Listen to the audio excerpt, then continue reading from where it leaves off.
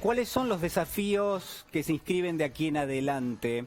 ¿Cuáles son al mismo tiempo los mecanismos, las herramientas, los sistemas que amenazan con echarlo todo a perder, con sacarlo del camino, con que eso ya no esté entre lo que podrían ser esos desafíos? Si es realidad, si es verdad que este es un momento singular, impar, si es casi una especie de kilómetro cero a partir de lo cual tenemos que construir un camino hacia adelante, y ese camino tiene que tener lo mejor de nuestra historia y no lo peor, donde no tendríamos que repetir aquello que ha sido y que es considerado por todos nosotros un error. Bueno, ¿cuál es en gran medida el trabajo que hay que hacer? ¿Cuáles son las tareas que están pendientes? ¿Cómo vamos a alcanzar eso que usted y yo denominamos futuro y que no es ni más ni menos que una construcción colectiva, una construcción de todos nosotros? El futuro es aquello que usted y yo pensamos que tiene que ser. Claro, hay que trabajar en el medio para conseguirlo. Cuando esta noche intentemos respondernos cada una de estas preguntas, seguramente vamos a estar hablando de algo que se llama desigualdad, que es lo emergente, que es lo urgente, que son las respuestas que necesitan en la Argentina miles de familias, millones de personas, y que por supuesto todavía no tienen. Si es verdad que este es un momento único, es la hora de tratar de conseguir esas respuestas. Y alguien que se lo planteó de una forma muy sutil, de una forma muy inteligente, es un novelista peruano que se llama Alfredo Bryce Echenique, que allá por la década del 70 del siglo pasado escribió una novela fantástica, una novela muy tierna, que se llama Un mundo para Julius. Un mundo para Julius es una especie de fresco social, de mosaico de lo que era la clase dirigente, la élite que vivía en la ciudad de Lima, en ese Perú, como yo le digo, de la década del 50, de la década del 60,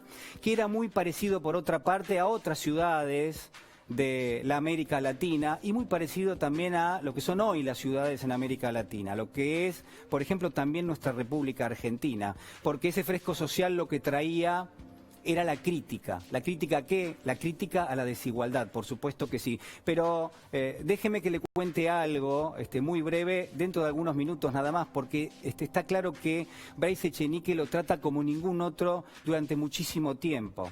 Y porque nos va a sorprender y porque le va a sorprender. En la historia hay un protagonista, hay una voz que tiene un carácter, yo le diría, biográfico, que nos remite directamente a lo que podría haber sido, seguramente lo fue, la historia del novelista, la historia de Bryce Echenique, que es Julius. Julius es un chico, es sensible, es inteligente, ha sido criado entre algodones prácticamente, con sumo bienestar. Claro, pertenece a una familia de millonarios.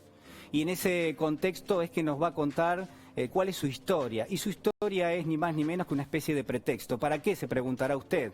Bueno, es el pretexto que utiliza este novelista para mostrarlo cuál es la línea de contingencia, cuál es la frontera, sí, la frontera misma entre una clase social muy alta, aristocrática, oligárquica, si usted quiere, y lo que es una clase social realmente muy baja. El punto de contacto, el límite, la frontera, incluso física, es esa casa donde vive Julius, esa especie de palacio. Le dicen el palacio justamente en la novela.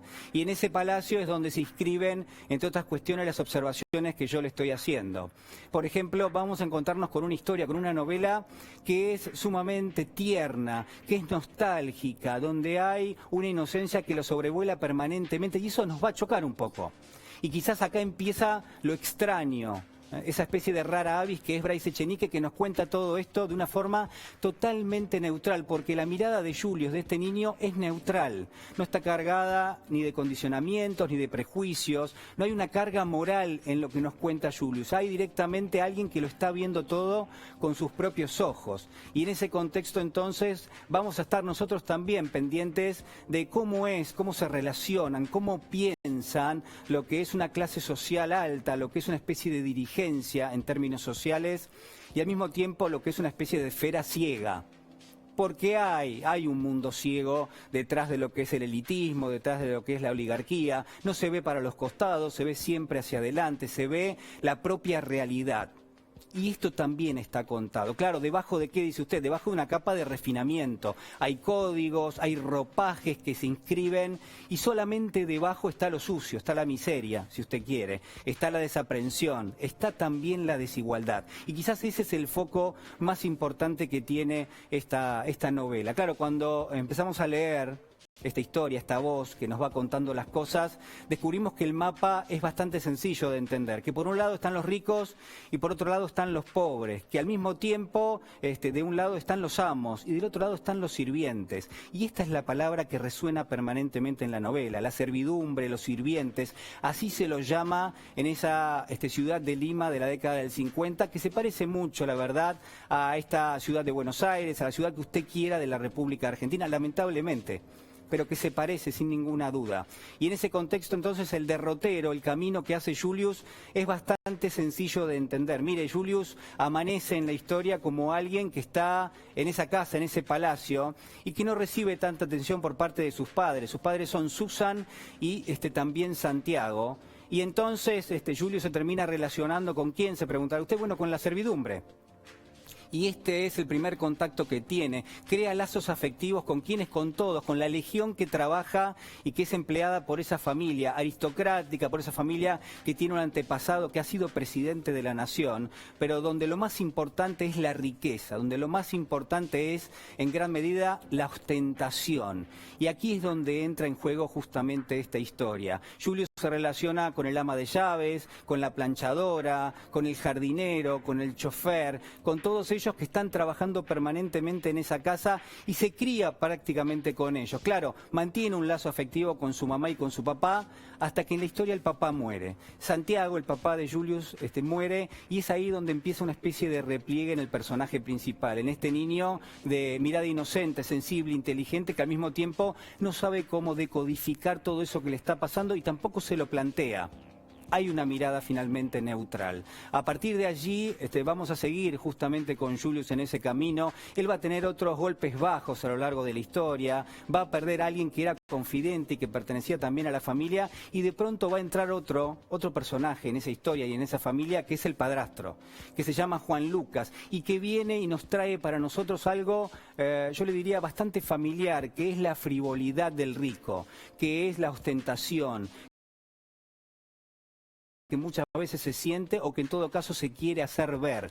Y todo eso va a ser representado por este padrastro con el cual Julius no va a tener absolutamente nada que ver. De todas formas, de todas maneras, en algún momento de la historia, Julius se va a levantar, en términos metafóricos lo digo, y va a observar lo que lo rodea y se va a empezar a dar cuenta de todas las desigualdades que se inscriben a su alrededor, que por otra parte nos llaman la atención de ese mundo que ha estado dando vueltas en su ecosistema, tanto en el colegio, un colegio bilingüe al cual va, como también el club del barrio al cual está yendo y que por supuesto está enclavado en el medio del barrio más rico de Lima y por supuesto también obedece a lo que es el mandato de las principales familias, ¿no?, que viven en ese lugar. Todo esto pasa, todo esto tiene lugar en un mundo para Julius. Claro, esa mirada alrededor lo que nos devuelve es, más allá de este mapa de ricos y pobres, nos devuelve otra cosa. Empezamos a pensar nosotros que algo está pasando allí. Nos damos cuenta de que hay cierta decadencia a la hora de trazar algún tipo de escenario. ¿Decadencia de quién?, se preguntará usted. De la clase dirigente, de las familias más acomodadas de esa sociedad limeña que se parece mucho a la sociedad argentina. Y al mismo tiempo empezamos a ver otras cuestiones, la estratificación social, lo muy difícil que es atravesar esa frontera entre los ricos y los pobres, lo muy difícil que es en esa sociedad tratar de ascender socialmente, cómo se van interiorizando algún tipo de valoraciones que tienen un carácter ideológico enorme, cómo empiezan a conocerse mitos fundantes y en todo caso también relatos que autolegitiman la desigualdad. Todo eso está presente. Todo eso nos llega en primera persona, pero no hay una carga moral. Imagínese de lo que le estoy hablando. No existe ningún prejuicio. Este chiquito nos cuenta todo lo que ve y va creciendo con el tiempo y se va dando cuenta lentamente de las cosas. Pero entonces es ahí donde yo quiero hacer énfasis esta noche, porque hay un elemento que está presente en la historia y que tiene lugar precisamente en este momento, que es cuando Julius se da cuenta de esa desigualdad, cuando Julius se da cuenta de que él pertenece a un círculo que la recrea permanentemente, que la da como cosa juzgada.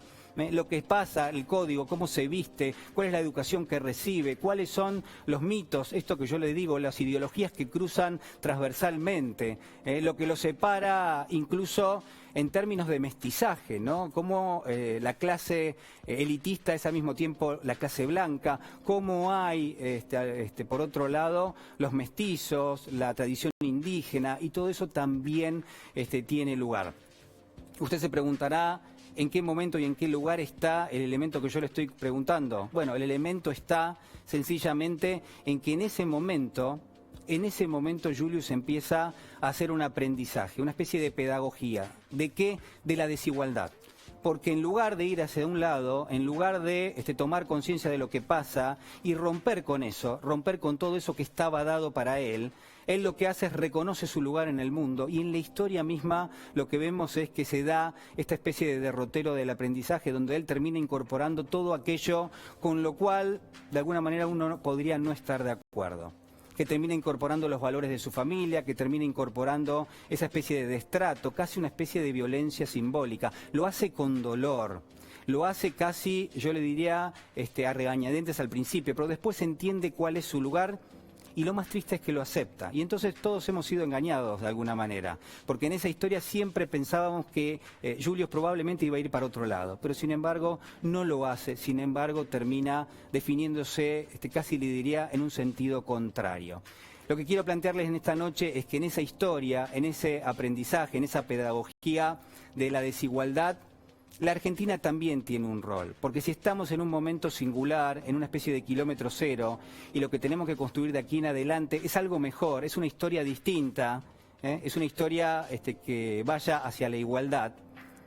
Bueno, la pregunta sería, en todo caso, si no vamos a cometer el error que cometió Julius, si no vamos a ir por una especie de aprendizaje en un sentido contrario, si lo que teníamos como pendiente, si todo eso que hoy se está discutiendo en la Argentina no nos está emitiendo señales de que estamos yendo a contramano. Y pregúntese, y yo me lo pregunto, ¿cuáles son esas discusiones? Y hay muchísimas. Mire, le diría, se ha discutido en los últimos días, en las últimas semanas, un impuesto a la riqueza, y parece que ha quedado a mitad de camino. Se ha discutido también por la renta universal, algo que ha sufrido una refracción enorme, sostienen en nuestra sociedad, es al mismo tiempo una revolución social. Y la pregunta es, ¿cuál es la reacción que eso inscribe en la sociedad? Y la respuesta es lo que usted vio el día lunes. Hubo muchísimas reacciones a distintas cosas, pero quizás el común denominador tiene que ver con esto, con una reacción general a algo que es percibido en la sociedad como un cambio radical, como un cambio que es importante, como un nivel de toma de conciencia realmente enorme. Déjeme, para terminar, porque esto sigue, por supuesto, y porque la historia todavía hay que escribirla, déjeme leerle cómo termina la novela, porque Julius, que aprendemos a querer a lo largo de la historia, hace una especie de gesto, de señal, y nos hace un gesto y una señal a nosotros. Dice, pero le quedaba un vacío grande. Acaba de entender de qué va todo, acaba de entender cuál es su historia y cuál es su lugar en ese mundo. Entonces dice, pero le quedaba un vacío grande, hondo, profundo. Julius mantuvo en gran medida el silencio. No tuvo más remedio que llenar eso con su llanto largo, con su llanto silencioso, llenecito de preguntas. Eso sí.